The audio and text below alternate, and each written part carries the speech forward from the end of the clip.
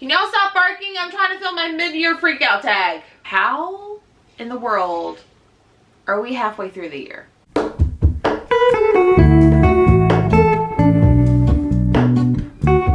What is up, you guys? Welcome back to my channel. My name is Jessie, and today we are doing the mid-year freakout tag. I believe I've done this in the past. If I have, I will leave those videos down in the description box. That way you can go back and check out previous years of the mid-year freakout tags. But I'm very excited. I always forget about this tag and that it always comes back every June. And so when I saw a few of my friends doing the videos, I was like, yeah, I kind of need to get on that. So with that being said, just note I have not prepared for this at all, so bear with me. I have the questions here on my phone. So question number 1, best book you've read this year. Feel like I'm going to get a lot of hate for this, but honestly, it still like lives rent-free in my head. Like, I just remember reading this book and just being like, oh my gosh, like having like those instant 5-star feelings from the very beginning. I just absolutely love this book, and I know it's not everyone's favorite, but I have seen people like overall enjoying it. But I'm gonna say What Lies in the Woods by Kate Alice Marshall. This was a very unexpected read of mine. I got the NetGalley audio book sent to me. I got this from Book of the Month, and y'all, this book is just so freaking good. It gave me like nostalgic true crime stories that I've heard of in the past, and I loved this book, and to this day it's still my favorite thriller that I've read this year. This one follows a group of friends who, when they were children, they used to play these games in the middle of the woods, and one of them was brutally attacked by a man, and they all testified against him and sent him to jail, but it doesn't state exactly what happens, but they admit that they were liars. You do find out what actually does happen, but I loved this one. Okay, question number 2 is best sequel that you've read this year. I don't read a lot of sequels, so I feel like I'm kind of like at a disadvantage, but I actually have a really good pick. And I'm going to pick X's and O's by Amy Lee. This is actually for the readathon that I hosted and created this year, which was the X's and O's readathon. So hopefully that will be coming back next February. But this is book 2 in the Influencer series. I actually read this one before book 1. You can read them as standalones. It says by the author, but this is technically the sequel. It follows the main character in book 1's sister. Why I think this is the best sequel, number 1, it's probably like one of maybe 2 sequels that I've read this year, but it follows the main character Tara, who is actually a bookstagrammer, book creator, like influencer. So love to feel represented. But this one is kind of like a second chance, like taking back or like creating your own second chance romance. But her roommate may also be a really sexy firefighter. Like, what's not to like? I really liked this one. I ended up giving this one like 4 stars. I feel like it was a little bit over the top. I do like book 1 in the series, so I do recommend checking out both of them. But I do like this one as a sequel. I feel like it was so perfect for the readathon. All right, question number 3, new releases you haven't read but want to. Well, there are so many choices that I could pick from. The first one that's ringing up to me is going to be She Started It by Cyan Gilbert. This is the newest Book of the Month copy that I just got. Yeah, I have not heard of this one, but I'm very much interested. It has like tropical vacation vibes, female drama, but also like a bachelorette party. Like, I'm here for that. I'm also really excited about The Only Survivors by Megan Miranda, because this is my Sleep When I'm Dead book club pick.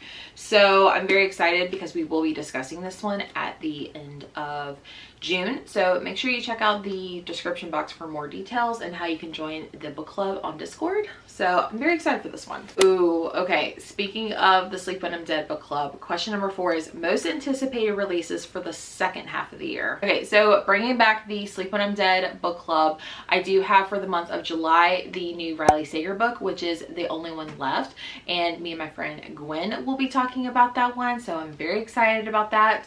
And then Rachel from Happy Go Lovely Sleeves, in August we have a Twisted Love Story by Samantha Downing, which I'm very excited about that one. I'm also not like a huge Lisa Jewell fan. Like, I think her books are good overall, but her newest one, and I'm blanking on what it's called, I'll have like the cover up on the screen, but that one sounds really good. I think someone compared it to Verity, and I'm like, what? All right, question number 5, biggest disappointment. Oh boy, it's so funny, they're right beside each other. I have 3 books to talk about, and guess what? They were all in a video together. So if you want more details about these books, I will link that video down below, because they were very new release books that I overhyped them in my head, and that's why I'm most disappointed.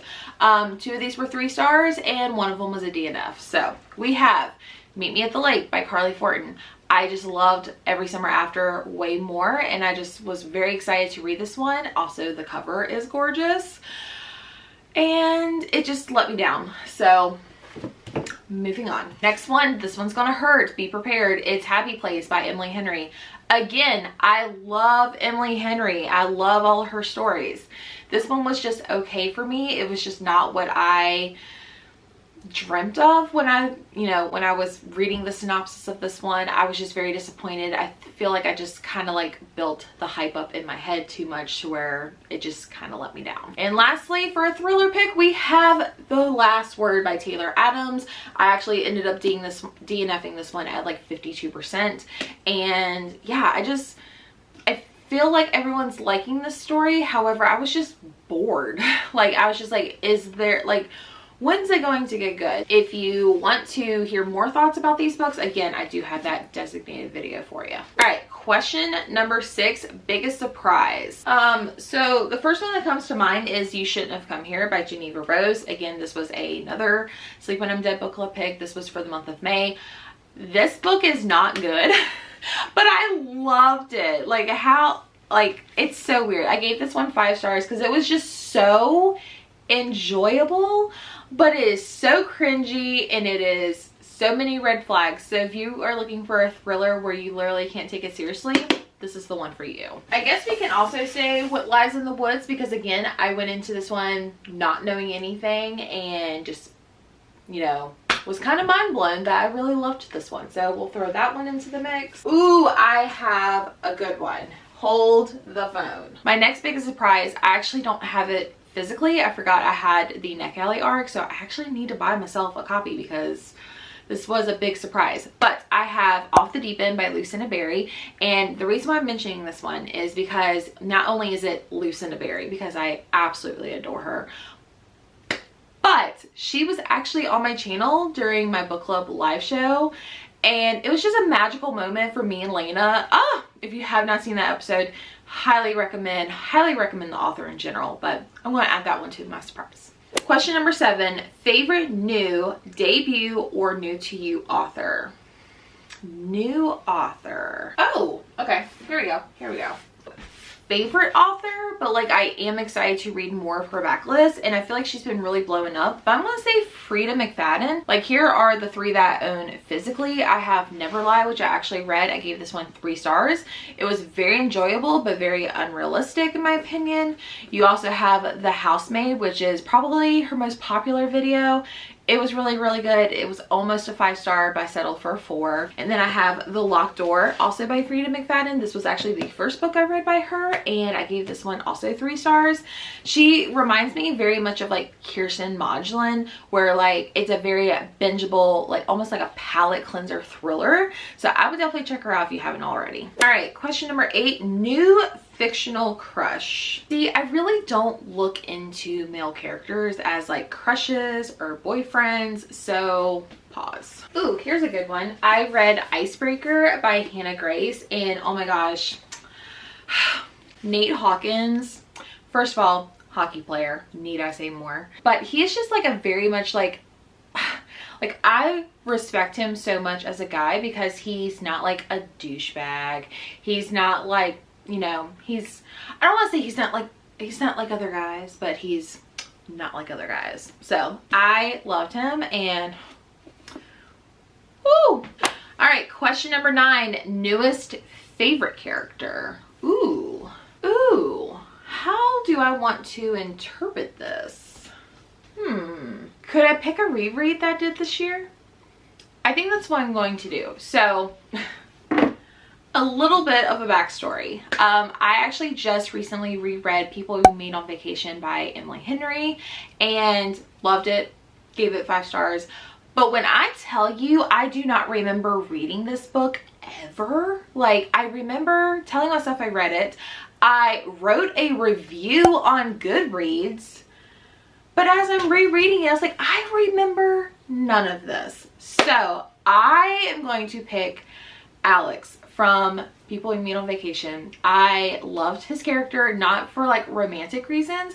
I just felt like he was a very unique character, like just inside and out, like meeting him when Poppy met him, and then like the relationship blooming into a friendship and then to romantic. I think he's a very interesting character. So I'm gonna pick a reread and pick Alex. All right, I feel like my lighting is like all over the place, so I apologize. But question number 10, a book that made you cry. I don't think I had any books that made me cry. No, honestly, I don't think I read any books that made me cry this year. I'm not like a huge crier, but I guess I can tell you some books that I have on my TBR that I'm predicting will make me cry. So I have 3 for you. So the first one I want to mention is Pack Up the Moon by Kristen Higgins. And this was actually a gift from Sandra. Thank you so much, Sandra. We are part of Gwen's Night Owls on her Patreon, and we do seasonal exchanges. And this is one of the 2 books she got me. So again, thank you so much. I have been told this will literally break me, and I might be ready for that soon. So we'll see. Another one, and I'm totally trusting Gwen to like not steer me wrong, but I'm gonna say Tomorrow. This is her newest favorite book of all time. I believe she cried, so we'll see. I also have We Spread by Ian Reid. I've been told this will literally wreck me. And I feel like this one has to deal with like memory loss and like dementia and Alzheimer's, and I do have family members who have that, so that's probably gonna hit real close to home. So there's 3 books that I'm predicting will make me cry. Hope those were allowed. Question number 11, a book that made you happy. Okay, we are all in our feels. Okay, I'm gonna say People We Meet on Vacation because it was a reread, but it felt like I read it for the first time, so we'll knock that one out. I'm trying to think of other things that I have not said before. So obviously I have read a lot of books that have like, you know, touched me in like in a happy way. So I was gonna say Yours Truly by Abby Jimenez, but I actually read that last year as a Nick Kelly arc, so I did not read that one this year. I'm gonna say X's and O's in the book, but obviously we've already mentioned that. Okay, so I wouldn't say this is like the happiest book, but I'm kind of struggling with this one for some reason. But I'm giving this one the happy question because I read this one trying something outside my comfort zone, and I was very surprised that I liked it. I gave this one 4 stars, and it's a fantasy, technically on Goodreads, but it is The Invisible Life of Addie LaRue. I am completely shocked that I liked this one because I don't read fantasy. It's kind of thicker. It is very much a slow burn and character driven. This one deals with a woman who basically is immortal and can't ever die, and then but the catch is that nobody remembers her. Like if she was to walk out of the room and come back in, nobody would know who she is. But then one day she meets a guy that does remember her, which is kind of astonishing. So I am putting this one also under most surprising because I read a fantasy book this year. So kudos for Jessie. All right, question number 12, most beautiful book you've received or bought so far this year. Ooh, I love this one. Okay. Obviously we're gonna have to go with Happy Place. It's hot pink, why not? Let's see. I also really like this copy of Something Wilder by Christina Lauren. I have not read this one yet. I also really like the cover of Saint X. This is beautiful, so yeah. I am also going to throw in You Shouldn't Have Come Here by Geneva Rose. Not because of the cover, but look how cool that is. I love that. As far as like illustrations, I really like this one because again, it just has that like fond memories of the X's and O's readathon, and this is just perfect. Also, another book that Sandra got me is Practice Makes Perfect. I just love this cover, so I'm excited to read this one. Thank you, Sandra. I also really like this cover. I don't know why. It's kind of plain, but like also beautiful at the same time. This is the buddy read for the Suns Out Books Out readathon that's coming up really soon. So all right, and then the last question, what do you need to read by the end of the year? Okay, I need to read this one before August, but I have The Ferryman by Justin Cronin. This is the Night Owl Book Club summer buddy read, so I have all summer to read. Well, I have until August, the beginning part of August, to get this read. I actually just started this last night, so I'm very excited to see where it goes. I'm not that far, like maybe less than 20 pages in. This isn't like a top priority, but this is like kind of goal like I'm kind of aiming for, but it is to stay on top of my book of the month books. So I guess I need to show you the ones I have currently. I have She Started It by Cyan Gilbert, obviously The Only Survivors by Megan Miranda. I have Killers of a Certain Age by Deanna Rayborn, and then I have Tomorrow and Tomorrow and Tomorrow, which this one I'm definitely trying to read this year. I also have The Bodyguard by Catherine Sinner. I picked this one up on a whim. This is probably like the one I'm like least excited to get to, but I've heard really good things, so hopefully it, you know, works out. I also have Before I Let Go by Kennedy Ryan, and also The Last Party by Claire McIntosh. So those are all the books currently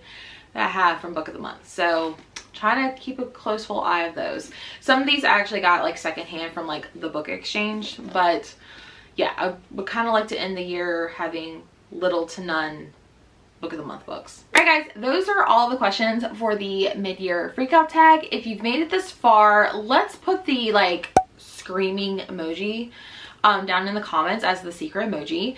And yeah, thank you so much to everyone who watched this video. Make sure you subscribe. It really does support my channel, and give this video a big thumbs up as well. But until next time, I'll see you guys later. Bye.